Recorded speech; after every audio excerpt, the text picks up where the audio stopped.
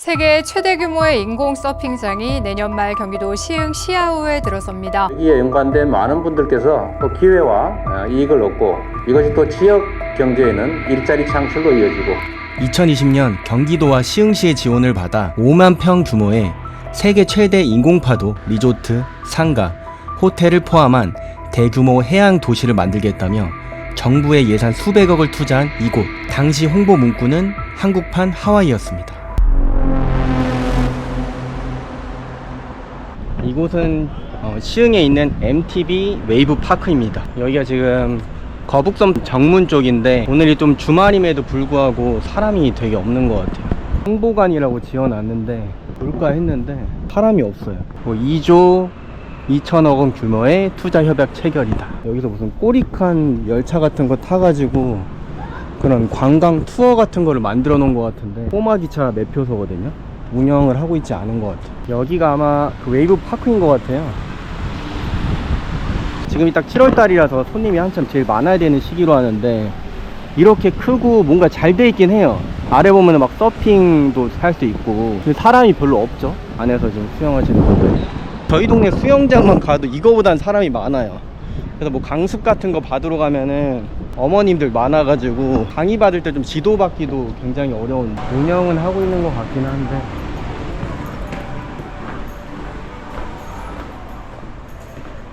그 민간 건설자 그 대원 플러스라는 그룹이 이 조성을 한 대규모 단지라고 해요. 이렇게 보면은 뭐 공사도 뒷담한 곳들이 굉장히 많고 상가 건물도 바로 여기가 딱 정문이잖아요. 여기에 이제 무슨 뭐 카페도 막 한 건물에 막 2개씩 있고 해야 되는데 역시 사람이 없어서 그런지 에스컬레이터도 운영하는 데가 하나도 없어요.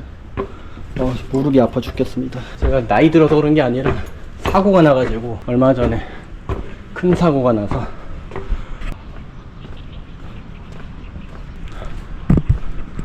2층도 3층도 마찬가지로 공실이 높네요. 공실률이.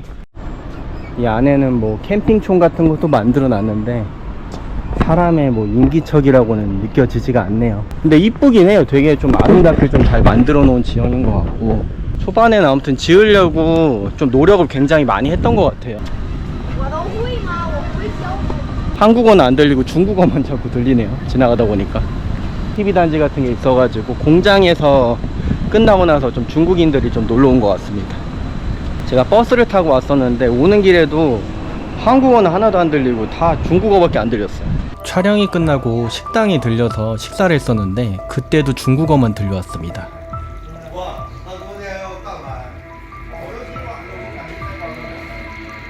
무비자 입국 때문인 건지 조선족이 이 근처에 많아서 그런 건지는 모르겠지만은 확실한 건 소리 소문 없이 늘어나고 있다는 겁니다. 최근 하루 전 기사, 7월 26일 기사에 따르면 이 주식시장이랑 부동산 쪽에서도 대규모 이런 중국 자본들이 유입이 되었다고 합니다. 이런 서핑보드 같은 게 남아 도네요. 전동 셔틀카라고 해가지고 정류장 같은 것도 이렇게 마련해 놓은 것 같은데 뭐 버스는커녕 줄 서 있는 사람도 전혀 없고 그냥 여기 동네에 사시는 지역민들, 여기서 그렇게 멀지 않은 지역에 아파트 단지 같은 게 있긴 하거든요. 아마 거기에서 가끔씩 이렇게 애들 있는 가정에서 이렇게 놀러 오시지 않을까요? 근데 뭐 그것도 한두 번이지 저도 저희 동네 근처에 뭐 오이도 같은 데가 가깝다고 해가지고 자주 놀러 오고 그러진 않거든요. 개인적으로 여기가 굉장히 부지도 넓고 해서 이런 데서 약간 런닝 동호회 같은 거, 뭐 걷기 모임이나 이런 거 운영하면은 되게 잘 될 것 같아요. 이렇게 1시간에서 2시간가량 현장을 직접 돌아다녀 봤습니다. 완공된 건물들은 공실률이 무려 90%. 아직 짓담한 건물들 또한 수두룩하게 늘어서 있었습니다. 주변 지역 주민들은 이곳을 유령상권이라고 부르고 있었습니다. 딱 이렇게 넓은 부지인데 저기 건물도 제가 여쭤봤는데 뭐 짓다가 말았다는 그런 얘기들이 많더라고요. 여기서 바이크 타고 라이더분들 딱 여행 오기는 좋을 것 같은데요.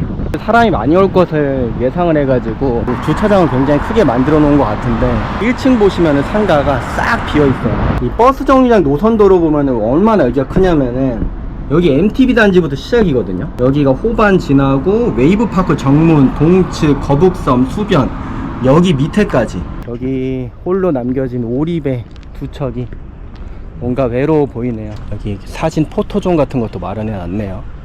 굉장히 작은 상가 하나가 이렇게 연결이 돼가지고 불 켜진 상가는 하나도 없네요.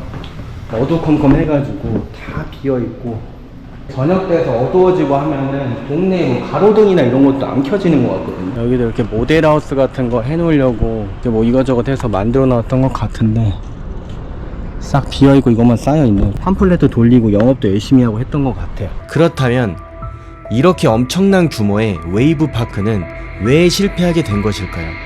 그 원인을 재무제표를 통해서 들여다봤습니다. 2021년을 기준으로 영업이익이 무려 1646억 원, 순이익이 1209억 원이라는 놀라운 실적을 달성했었습니다. 2022년까지의 순이익은 매우 높은 수준을 유지하고 있었죠. 겉으로 보기에는 성공처럼 보이지만 실상을 들여다보면 이야기는 완전하게 달라집니다. 입주할 사업체를 정해놓고 계약한 뒤에 건설을 진행한 것이 아니라 건물을 먼저 짓고서 나중에 입주자를 모집하는 방식을 택했습니다. 이 과정에서 매출의 무려 95%가 땅 장사에서 나왔습니다. 용지 매각의 수익은 6,944억 원, 분양 수입은 1,091억 원. 반면 진짜 핵심이라 할 수 있는 입장 수익은 단 268억 원. 이는 전체 매출의 3% 정도밖에는 되지 않죠. 서핑장을 전면에 내세웠지만 실제 목적은 부동산 개발에 치중된 구조였던 것입니다. 이런 구조 속에서 상권이 제대로 형성될 리는 없었고 지금처럼 공실가, 미완공 건물, 그리고 유령 상권이 남게 된 겁니다. 그 외에도 타이밍 또한 좋지 않았습니다. 이곳은 2020년 말부터 단계적으로 개장했지만 그 시기는 바로 코로나19 팬데믹 정점이었죠. 국내외 관광 수요는 0에 가까웠고 이벤트도 홍보도 불가능했습니다. 그리고 또 다른 문제, 접근성에 있습니다. 서울에서 대중교통으로 이곳까지 오려면 버스 환승을 2-3번 해야 하고 2시간 가까이 소요됩니다. 근처라고 하는 안산에서 왔었는데 집에서 역까지 가는 시간, 정왕역에 내려서 정왕역에서 또다시 33번 버스를 타고서 이동을 해야 했는데 이 시간이 주말 기준으로 했을 때도 1시간이 넘게 걸렸습니다. 결국 시기와 위치, 이 두 가지는 관광시설에 있어서 가장 기본적인 조건입니다. 하지만 웨이브파크는 그 기본부터 놓쳤습니다. 이 실패는 누구의 책임이어야 할까요? 그리고 지금 그곳엔 시간만이 흐르고 있습니다.